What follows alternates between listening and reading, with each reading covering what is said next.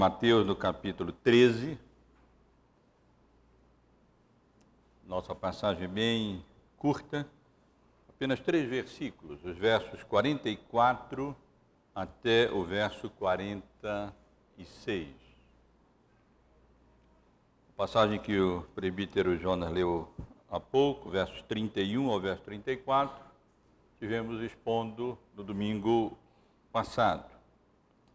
E no domingo anterior, consideramos a parábola do joio, que se encontra nos versos 24 a 30, mas cuja interpretação de Jesus está após as parábolas que estudamos no domingo passado, dos versículos 36 até o verso 43. E aí então chegamos a esse texto que temos diante de nós hoje à noite. Essas outras 2 parábolas de Jesus, pequenas, curtas, nos versos 44 a 46. Onde lemos assim: O reino dos céus é semelhante a um tesouro oculto no campo, o qual certo homem, tendo-o achado, escondeu, e transbordante de alegria vai, vende tudo o que tem e compra aquele campo. O reino dos céus também é semelhante a um que negocia e procura boas pérolas. E tendo achado uma pérola de grande valor, vende tudo o que possui e a compra. Meus irmãos, nesse mesmo evangelho que nós estamos estudando há vários meses, o Sermão do Monte, nos versículos 19 a 21, nós encontramos uma advertência do Senhor Jesus contra o perigo que representam os tesouros terrenos. Aonde nós colocamos o nosso interesse, o nosso coração. Não acumuleis para vós outros tesouros na terra, disse Jesus, onde a traça e a ferrugem corroem, e onde ladrões escavam e roubam. Mas ajuntai para vós outros tesouros no céu. Traça, nem ferrugem corroem, e onde ladrões não escavam nem roubam. Porque onde está o teu tesouro, aí estará também o teu coração. E há uma relação entre a advertência de Jesus nessa passagem e o texto, as parábolas que temos para considerar nesta noite. No Sermão do Monte, no capítulo 6, nos versículos que eu acabei de ler, Jesus nos adverte, nos alerta a não depositarmos a nossa esperança, não colocarmos o nosso interesse, não acumularmos apenas os tesouros dessa vida. E faz até referência ao costume, na época, onde não havia bancos, instituições de segurança, onde depositar valores e riquezas e tesouros, aos ladrões que escavam e roubam, porque era muito comum, na época, as pessoas, ao invés de guardarem seus recursos financeiros dentro de casa, onde ladrões podiam vir e roubar, eles até enterrarem os seus tesouros em caixas ou, mais frequentemente, em vasos, grandes vasos de barro, para que eles pudessem ficar ali protegidos dos ladrões. Mas Jesus nos adverte, no sentido de não depositarmos o nosso interesse, não acumularmos tesouros na terra, onde os ladrões escavam, onde a traça e a ferrugem corroem, mas ajuntarmos para nós, acumularmos para nós tesouros no céu, onde nem traça nem ferrugem corrói, onde ladrões não escavam nem roubam, e ele conclui, porque aonde estiver o teu tesouro, aí estará também o teu coração. E o nosso texto fala disso em grande medida. Nós estamos já na parte final do capítulo, nos aproximando do final do capítulo 13 do Evangelho de Mateus, onde Mateus agrupa as parábolas conhecidas como as parábolas do reino. Conhecidas como parábolas do reino porque elas lançam luz sobre a natureza do reino de Deus. Se os irmãos perceberem, já devem ter percebido, essas parábolas estão aqui agrupadas por Mateus de duas em duas. Elas se apresentam aqui em pares, porque tem alguma coisa em comum, apesar de cada uma delas ressaltar aspectos peculiares, particulares. As parábolas do semeador e do joio, já tivemos a oportunidade de considerar as duas primeiras desse capítulo, ilustram a oposição do inimigo, que é o diabo, à semeadura do reino. Deus vem semeando o seu reino deste mundo. Nós, os crentes, somos a semente.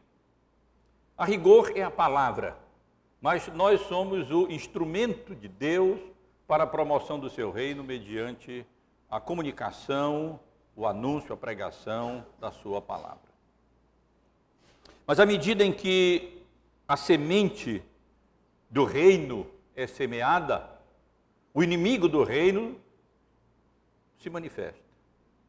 E de uma forma ou de outra, numa ou noutra parábola, ele tenta impedir o avanço e a promoção, o crescimento, para usar a figura utilizada, da semente semeada. Numa parábola, quando a semente cai em solo duro, diz o texto de Jesus que o diabo vem, o inimigo vem e rouba a semente para que ela não germine e frutifique. Ele também está por trás do solo raso, que não permitindo que aquela semente semeada cresça realmente e produza frutos. E também é o grande sedutor, tentando distrair a nossa mente com os cuidados do mundo e o amor às riquezas, para que não venhamos a servi-lo e a produzir frutos espirituais com vistas à promoção do seu reino.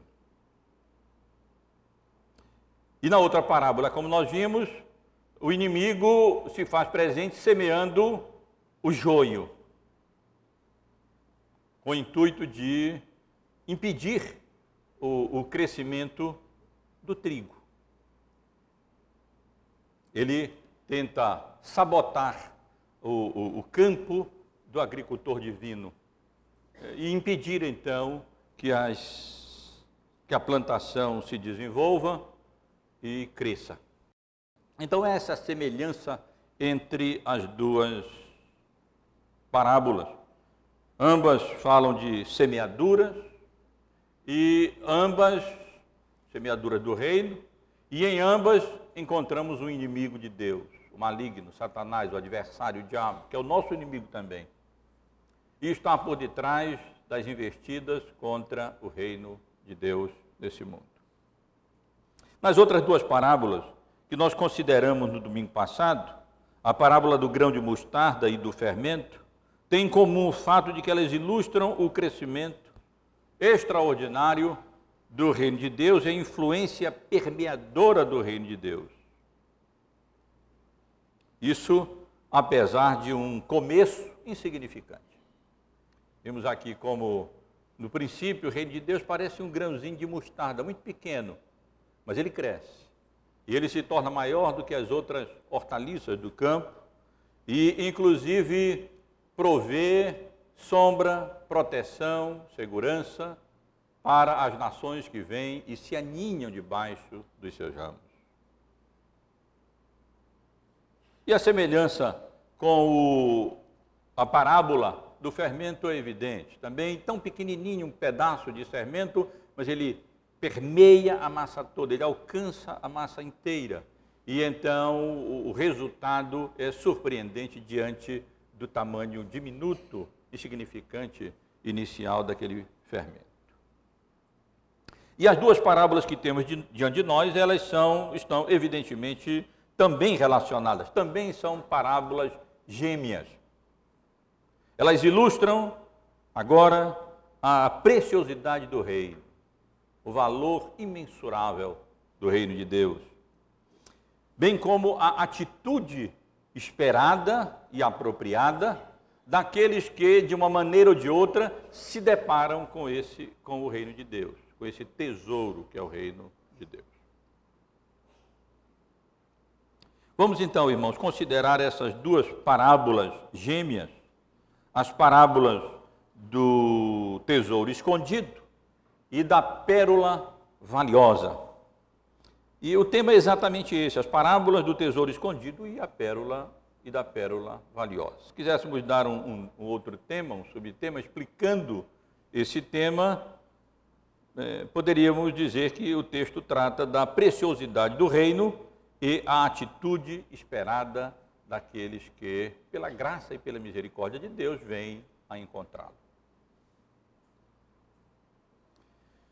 Então, chamo a atenção dos irmãos para o versículo 44, aonde encontramos a primeira parábola, a parábola do tesouro oculto no campo. A parábola é muito curta, muito breve, muito simples. E, como sempre, emprega elementos e atitudes e procedimentos da vida cotidiana na época. Ela compara o reino de Deus a um tesouro oculto, deliberadamente escondido no campo, encontrado por acaso por um trabalhador ou um arrendatário do campo, o qual, ao encontrar aquele tesouro, ele logo o esconde novamente, o enterra novamente, o oculta de novo, e exultando de alegria, cheio de júbilo, rapidamente planejou um plano, arquitetou um plano, vendeu tudo que ele tinha, foi ao proprietário do campo, propôs a compra do campo e comprou o campo para assegurar a posse daquele tesouro. Sabido, né? O homem que encontrou o campo. E ela encoraja, as parábolas de Jesus estimulam a nossa imaginação. E dessa parábola eu quero destacar primeiro os pontos de comparação com o reino de Deus, para depois, então, no final, extrairmos daqui algumas lições. Evidentemente que com essa parábola, Jesus quer ilustrar alguns pontos, algumas semelhanças entre o reino de Deus e a história que ele contou. E o primeiro ponto de comparação, certamente, está no valor do tesouro. Certamente não era um tesourozinho qualquer, não é? Não foi apenas eu não sei como é que chama, eu não tenho a menor afinidade com loteria, mas eu acho que tem um prêmio principal, né? E tem os outros, que eu não sei bem como é que chama, me socorram aí, né? Mas tem os nomes aí dos outros preços, coisa menor. Mas não era um tesourozinho desse, não. Era o primeiro prêmio. Era um valor alto, era um tesouro valioso. E os irmãos podem estranhar, mas era uma coisa cotidiana. Quer dizer, não era cotidiano achar um tesouro, mas era normal enterrar tesouros. Não tinha banco, como mencionei há pouco, não havia lugares oficiais onde se pudesse armazenar recursos, joias, dinheiro, valores. E então era muito comum na Palestina que eles enterrassem os tesouros. Se os irmãos forem ler os historiadores antigos, como José e outros, eles fazem menção dessa prática, desse costume na época. Era mais seguro enterrar no campo um jarro grande com as joias, com os tesouros, do que deixar nas casas onde os ladrões poderiam vir e roubar, especialmente em função do fato de que a região, a Palestina, estava sempre uma região sempre sujeita a guerras, a conflitos, o povo várias vezes foi expulso da terra e outros invasores vinham, tomavam a terra. Então, muitas vezes eles armazenavam, só que muitas vezes iam para a guerra ou outras circunstâncias, ou morriam e não diziam para ninguém, o tesouro ficava lá, enterrado no campo. Passavam-se anos até que se encontrasse, alguém porventura pudesse encontrar aqueles tesouros. Ainda hoje, aqui e ali, quando faz algum tipo de escavação, por acidente, às vezes, nessa região ali do Oriente Médio, encontram-se tesouros arqueológicos e mesmo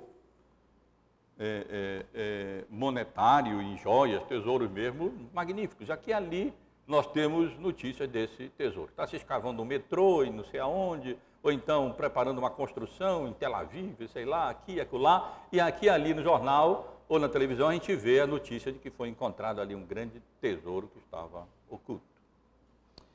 Então Jesus, fazendo referência a esse costume, ele então compara o reino de Deus a um tesouro muito valioso que o homem havia ali escondido para proteger o seu tesouro num campo. Mas de alguma maneira ele já havia falecido ou alguma coisa havia acontecido e então o tesouro ficou lá. O segundo ponto de comparação é como o homem o achou, como esse homem achou aquele tesouro. Não é especificado, mas tudo indica aqui que o homem achou o tesouro por acaso, que ele não estava procurando. O reino dos céus é semelhante a um tesouro oculto no campo, o qual certo homem, tendo achado, escondeu. Nada indica que ele fosse um caçador de tesouros, né? Tudo indica que ele era um trabalhador, quem sabe arando aquele campo, ou então um arrendatário daquele campo, ou cavando para plantar uma árvore, sei lá, e a enxada ou o instrumento dele bateu ali alguma coisa sólida, que ele viu logo pelo barulho que não era pedra, cavou e se deparou com a surpresa, encontrando aquele tesouro absolutamente por acaso. Também a sua reação, a enorme alegria daquele homem ao encontrar aquele tesouro, uma alegria absolutamente justificada e compreensível, né? Seria mais ou menos hoje receber a notícia de que alguém herdou uma herança enorme, muito grande, de um parente distante, aí que faleceu, não tinha para quem deixar e herdou uma herança enorme. Ou então ganhou na loteria, né? Um prêmio aí acumulado, um dinheiro enorme. E chega a notícia, eu acho que eu nunca ganhei nada, também não jogo, né? Mas, quer dizer, para não dizer que nunca ganhei nada, não tem muito tempo não que eu, com um mínimozinho de dinheiro no banco, acabamos recebendo, fomos sorteados no banco, né? E recebemos lá mil e pouco reais, o banco ligou e quem tinha recebido, e foi mesmo, a gente pensa logo que é trote, né? Mas não. Quando a Laís me disse, eu digo, olha, isso é trote. Não é, eu falei com o homem e tal. E, de fato, era verdade. E pouco não é lá, nem um tesouro. Mas é muito bem-vindo, né? Imaginam a notícia de ganhar, assim, inesperadamente, um recurso muito alto, um valor muito alto, um grande tesouro. E, sem dúvida alguma, irmãos, um outro ponto importante de comparação na parábola está na atitude do homem. O que ele fez? Ele pegou o tesouro, escondeu o tesouro, assegurou-se de que ficaria ali seguro, garantiu que ficaria seguro, e então foi e vendeu tudo que ele tinha. Ele tinha a terrinha dele lá, uma casinha dele lá, vendeu, tinha lá os bens dele, móvel, guarda-roupa, cama, tudo que ele tinha, vendeu, se dispôs, a mulher deve ter dito, o homem ficou maluco, a família de pronto, pirou de vez, mas ele vendeu tudo que tinha, ele sabia muito bem o que ele estava fazendo. E então levantou o recurso necessário e foi ao proprietário do campo e propôs então a compra do campo. E comprou, e garantiu então, e comprou assim o campo e garantiu o terreno. Várias pessoas, quando leem essa parábola, ficam com o pé atrás. Será que Jesus usou uma conduta antiética, não é, para ilustrar uma verdade espiritual? Para nós, a gente poderia esperar, não, ele encontrou o tesouro, então agora teria que comunicar ao dono da terra, olha, eu achei um tesouro lá na sua terra e tudo e tal. Mas, em primeiro lugar, é uma parábola, irmãos, uma parábola. Jesus não está aqui querendo nos dar lições morais em cada ponto da comparação, não, ele está usando aqui simplesmente uma parábola. E mesmo assim, tem alguns pontos interessantes que justificam aqui, na realidade, a atitude do homem. Em primeiro lugar, o tesouro não era do dono da terra.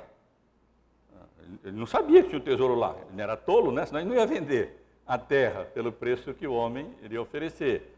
Ele tinha comprado a terra, tinha se tornado proprietário, ou tinha posse daquela terra, mas alguém no passado havia escondido ali aquele terreno. Então o terreno não era, o tesouro em si não era, na realidade, de propriedade lá daquele homem, não era dele propriamente dito, senão ele não venderia. Em segundo lugar, a lei rabínica da época permitia isso. Na época, a lei não era, se você encontrou, devolve. Não, se você encontrou, é seu. Achado nem roubado. A lei era essa, né? Era essa mesmo. Então, se alguém achasse um dinheiro espalhado, um recurso, alguma coisa assim, não soubesse de quem era o proprietário nesse sentido, então, na verdade, seria dele. E também é interessante, deixa eu defender um pouquinho o homem aqui, né? Nessa parábola, é interessante observar que ele foi honesto, porque se ele fosse desonesto, ele desenterrava o tesouro, se mandava e não comprava campo nenhum, e o tesouro era dele e acabou. Ou no mínimo, em vez de vender tudo, ele tirava um pedacinho de lá, vendia, comprava o terreno, depois pegava o resto do tesouro. Aí não fez nada disso. Ele vendeu o que tinha, propôs e comprou o tesouro. Mas eu repito, o ponto de Jesus aqui, meus irmãos, não é nos dar uma lição de moral com a conduta do homem, ele não está aqui defendendo a sua atitude. É apenas uma história, é apenas uma parábola que tem o propósito de comparar o reino de Deus ao valor de a um grande tesouro, a um tesouro de grande valor. A nossa atitude que quando nós encontramos esse tesouro que é o reino de Deus, a nossa reação, a nossa atitude, como ele pode ser encontrado muitas vezes de forma inesperada, muitas vezes por acaso. E aí nós chegamos à segunda parábola, depois extrairemos lições, as duas parábolas são muito semelhantes, então vamos extrair as lições em conjunto. Mas aí chegamos à segunda parábola, também muito parecida. E a segunda parábola compara o reino de Deus a uma pérola valiosíssima, encontrada por um negociante de pérolas preciosas. A vida do homem era sair aí de região em região, à procura de pérolas, encontrava boas pérolas, ele era especialista em boas pérolas, não comprava com pérola fajuta não, bijuteria, ele queria coisa boa, e então ele ia atrás das pérolas e negociava, comprava por um preço. Os badriços, Oriente Médio, sabe como é, né? Bons negociadores, vendiam pelo dobro do preço, e aí então ele ganhava a vida vendendo pérolas, comprando e vendendo, negociando pérolas. E diz o texto também que ao encontrá-la, de maneira semelhante ao homem da parábola anterior, ele tomou o mesmo procedimento. Ele localizou aquela pedra, identificou aquela pedra, era um especialista em pérola, conhecia a pérola e disse, essa pérola vale uma fortuna. E vendeu então tudo que tinha para poder garantir a compra daquela pérola. Meus irmãos, é preciso entender que as pérolas na época eram muito preciosas, muito valiosas. Elas não eram encontradas facilmente, muitas pessoas perdiam a vida pescando pérolas, mergulhando para pegar as pérolas. As boas pérolas vinham de regiões distantes, no sul da Índia, ali ao redor do Ceilão, na época. E então era muito, muito raro. Há várias referências históricas ao valor das pérolas. Na época, as pérolas eram mais ou menos como são hoje os diamantes. Equivale aqui a encontrar aqueles grandes diamantes enormes, um grande diamante de valor enorme. E os pontos de comparação dessa parábola com o reino de Deus são muito semelhantes, né? O valor da pérola não era uma pérola preciosa como as outras, era uma pérola especial. Ela valia mais do que todas as pérolas e todas as propriedades daquele mercador de pérolas. Tanto que ele teve que vender tudo para poder comprar aquela pérola, e certamente ele sabe o que estava fazendo, era um especialista, ela valia muito mais do que tudo aquilo que ele vendeu para comprar. Também a reação certamente foi semelhante, embora não mencionada, evidentemente que sendo esse homem um mercador de pérolas e um conhecedor de pérolas, ele então deve ser se alegrado e regozijado ainda mais, porque ele identificou muito bem, ele sabia muito bem o valor, a preciosidade daquilo que lhe caíra às mãos.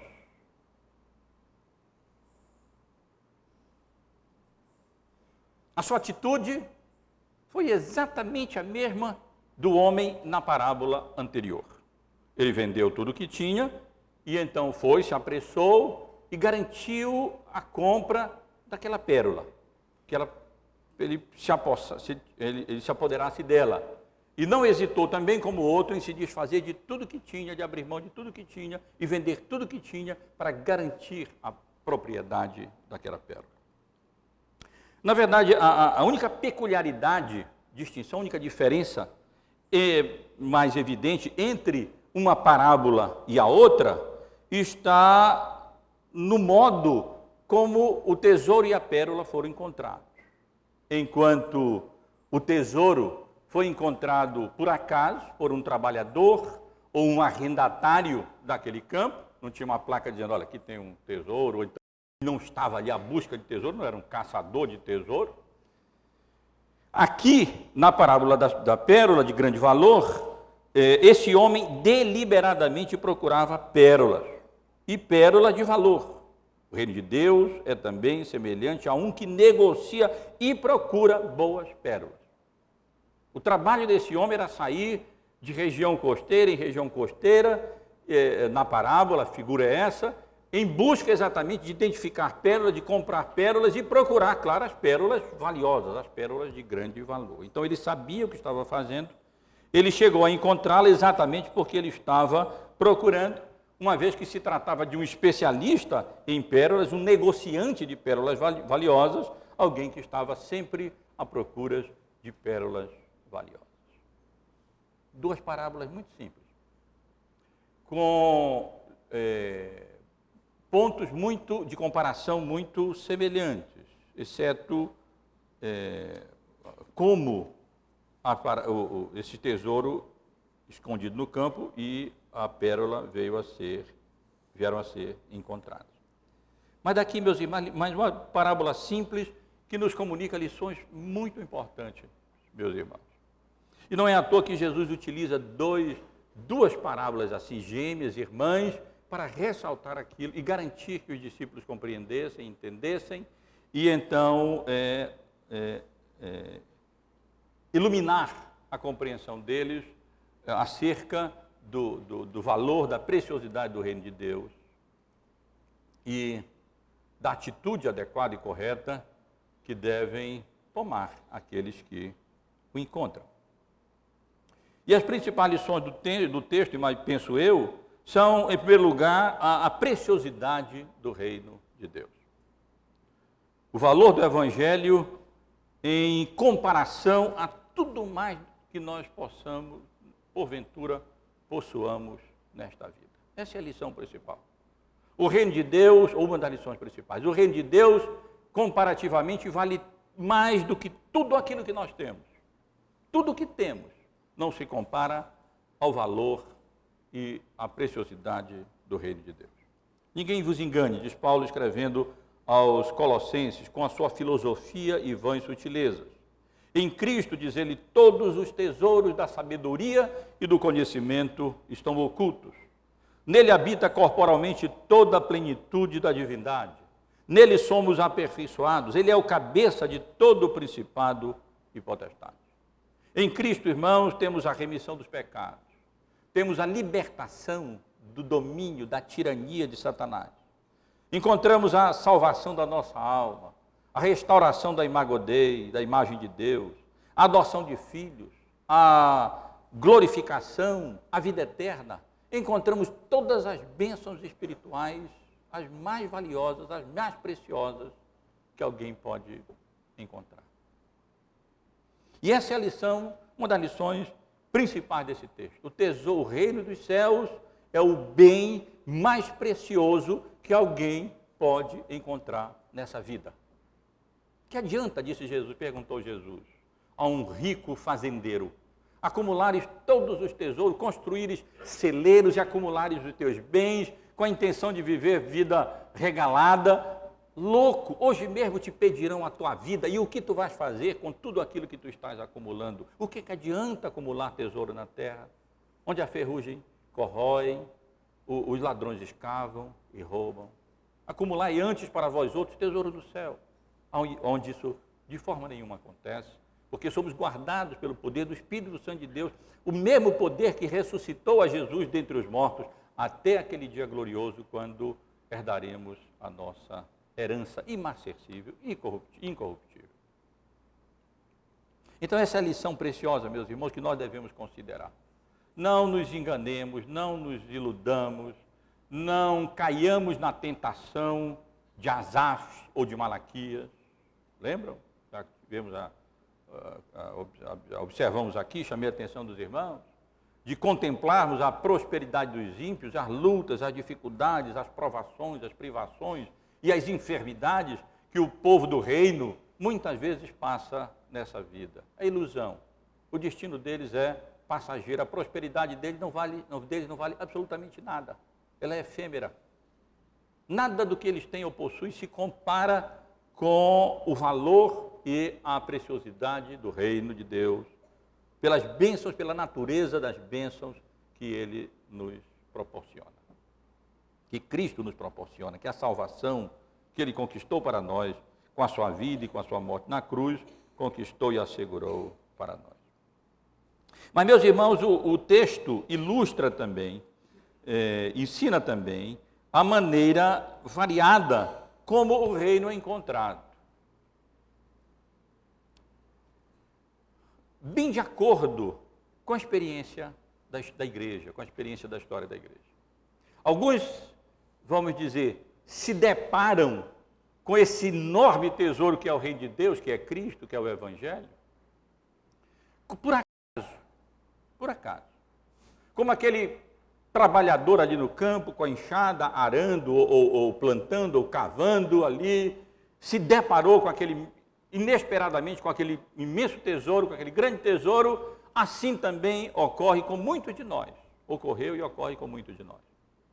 Muitos de nós não estávamos procurando o tesouro, não éramos caçadores de tesouro do reino de Deus, quando um vizinho nos falou do Evangelho, ou lemos um livro, lemos a Bíblia, fomos convidados para ir à igreja, e então ali, eu diria, para nós, quase que por acaso, encontramos esse enorme tesouro. Foi assim com muitos. Na Bíblia foi assim, por exemplo, com Paulo. Os irmãos lembram bem a história. Ele estava ali, se dirigindo a Damasco num cavalo, não para adorar a Deus, nem em busca de um tesouro espiritual, mas ele estava indo ali em perseguição à igreja de Cristo, quando ele encontrou esse tesouro, ou melhor, quando ele foi encontrado pelo tesouro que é Cristo, que o derrubou ali daquele cavalo e se manifestou de maneira salvadora a ele. E tem sido assim, meus irmãos, no decurso da história da igreja. Muitos chegam ao reino e descobrem esse tesouro, que é o mais valioso de todos, quase que inesperadamente, de forma inesperada, de forma sem nenhuma expectativa de que isso viesse a ocorrer, de que isso viesse a acontecer. Enquanto que outros são comparados aqui a esse negociante de pérola, especialista. A vida dele era fazer isso. E muitos são assim também. Há várias pessoas que passam a vida buscando pérolas espirituais, buscando a verdade, buscando coisas de valor. Às vezes em ideologias, em filosofias, em religiões. Aqui e ali nós nos deparamos com pessoas que foram de uma igreja para outra igreja, em busca da verdade. Até que eles um dia se depararam com a grande verdade, que tornou todas as outras verdades, entre aspas, desprezíveis. E então alcançaram e identificaram logo essa pérola de grande valor, esse tesouro imenso. E então, pela misericórdia e graça de Deus, se tornaram filhos do reino, se converteram, tornaram novas criaturas em Cristo Jesus. É assim com outras pessoas também. Foi assim, por exemplo, com aquele eunuco etíope, um homem temente a Deus de outra região, que aí tinha ido a Jerusalém para adorar, era um homem religioso. Foi assim com Cornélio, era um homem temente a Deus, piedoso, que estava atrás e encontrou. Alguns encontram o tesouro quase que por acaso, da perspectiva deles. Deus, nada é por acaso. Enquanto que outros encontram esse tesouro após longa busca, longa pesquisa, longa procura, e então finalmente eles vêm a encontrar, e aí eles identificam, não, essa pérola, ela não se compara com as outras pérolas, ela é pérola de grande valor, é valiosíssima, é preciosíssima.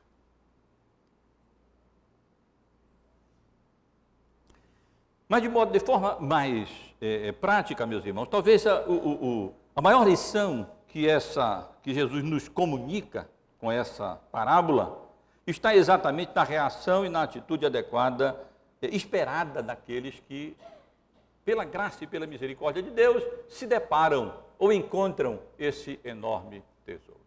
O texto enfatiza isso. O texto enfatiza, nos dois casos, essa atitude dos homens.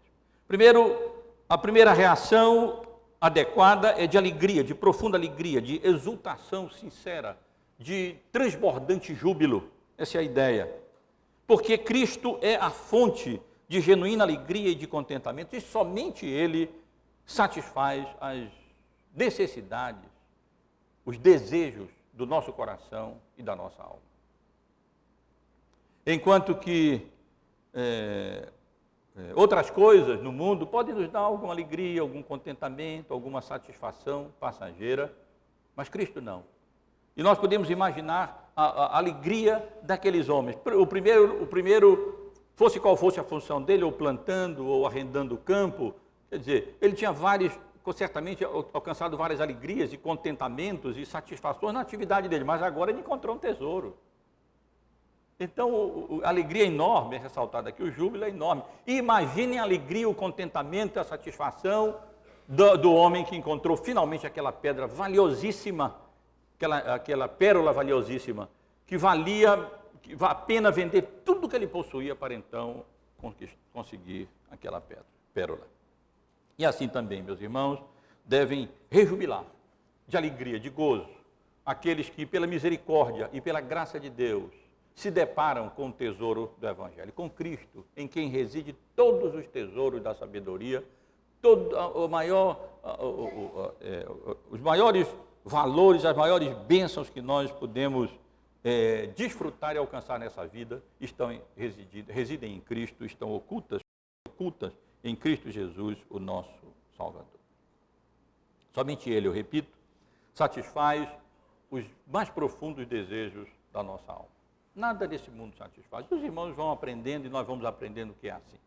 Nós vimos alguma coisa bonita que nós almejaríamos ter, e depois, se Deus nos dá a graça de alcançarmos e termos aquilo, ou um bem, ou qualquer outra coisa, e depois que a gente possui, vê que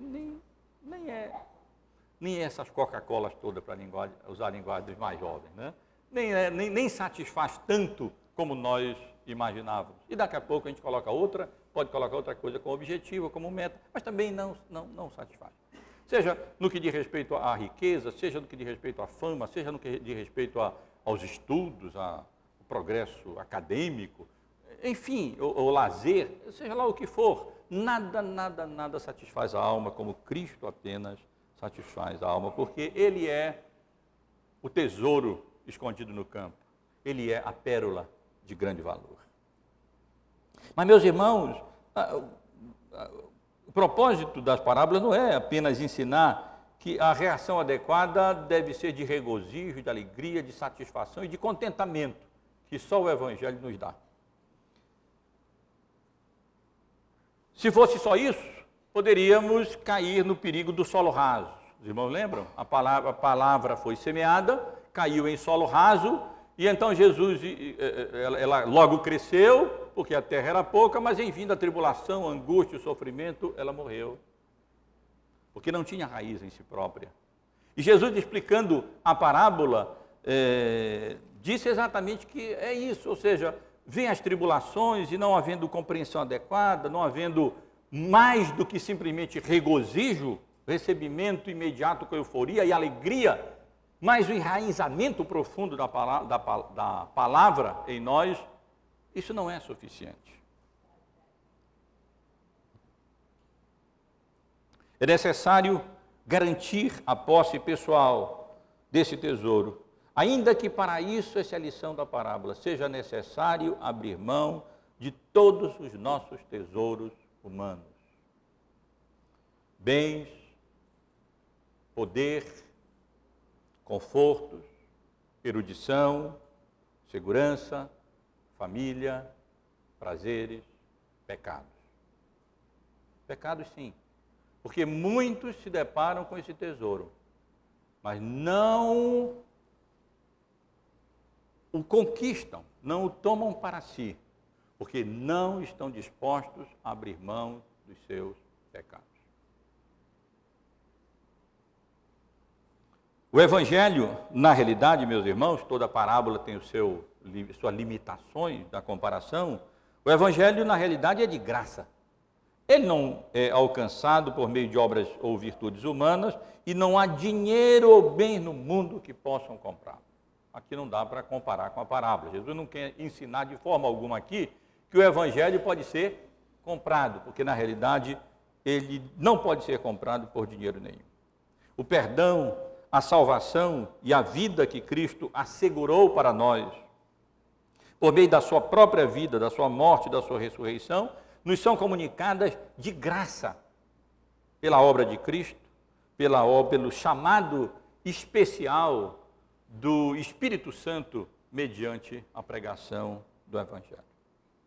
Portanto, não vamos imaginar e tomar aqui a ideia de que é possível, de alguma coisa, comprar o Evangelho, comprar o ingresso para a entrada no reino dos céus, comprar a Cristo, com as nossas obras, bens, dinheiro, abnegações, ou seja lá o que for.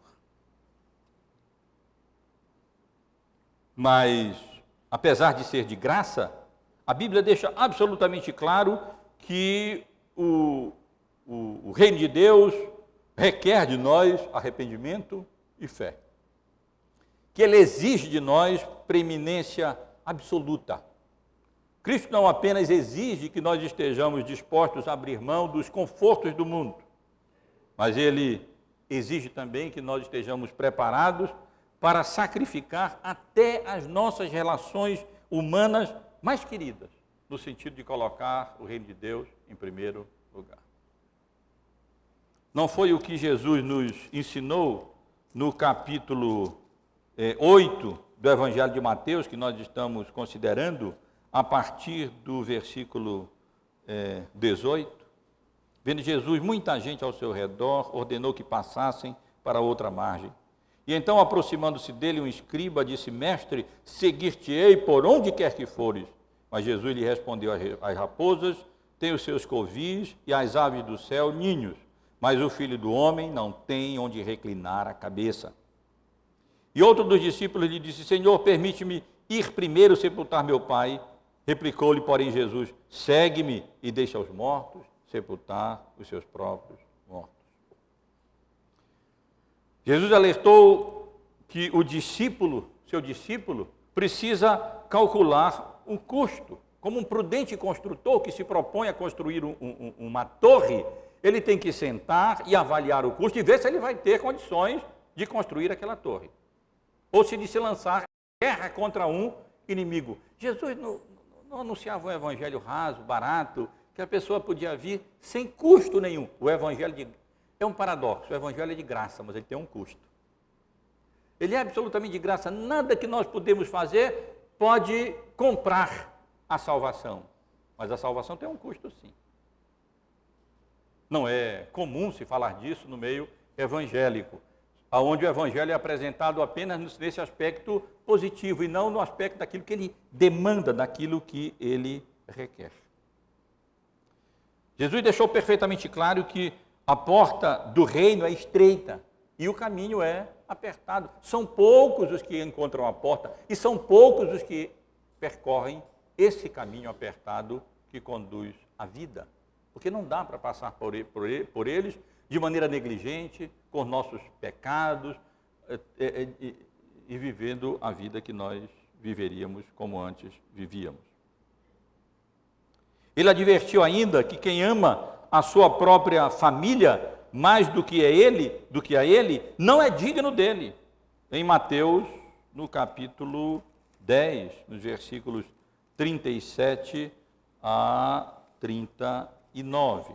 Já tivemos a oportunidade de considerar todas essas passagens. Quem ama seu pai ou a sua mãe mais do que a mim, não é digno de mim. Quem ama seu filho ou sua filha mais do que a mim, não é digno de mim. E quem não toma a sua cruz e vem após mim, não é digno de mim. Quem acha a sua vida, perdê-la-á. Mas quem todavia perde a vida, por minha causa, achará. Então, meus irmãos, o Evangelho é de graça, mas ele tem um custo. Tem exigências, as exigências do reino. E não que nós devamos, de antemão, realizar essas coisas para conquistar o reino, mas como expressão da nossa gratidão a Deus por esse enorme tesouro que é Cristo no Evangelho, nós devemos estar dispostos a, como esses mercadores e esse trabalhador, vender tudo que fosse, se fosse necessário, nos desfazer de tudo que temos e somos, para conquistar, para segurar esse tesouro, essa pérola de grande valor, e esse tesouro oculto no campo. Nós deveríamos, como essas pessoas, estar dispostos e prontos para fazer isso e assim conquistar tão grande salvação que Cristo Jesus nos oferece.